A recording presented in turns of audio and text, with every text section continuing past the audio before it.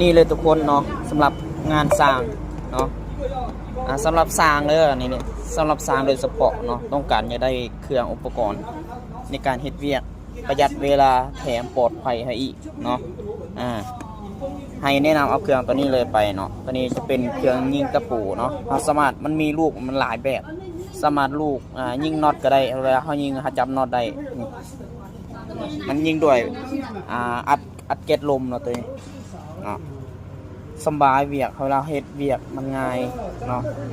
แล้วก็ประหยัดเวลาปลอดภัยไว้อีกเนาะเฮ็ดให้เวียกของเขามันง่ายขึ้นนะครับเนาะ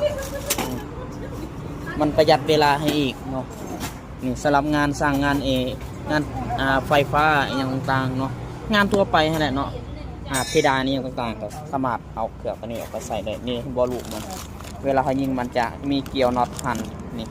สบายจับนั่นจับนี่สบายเลยใครสนใจทักหาได้เด้อมีความส่ง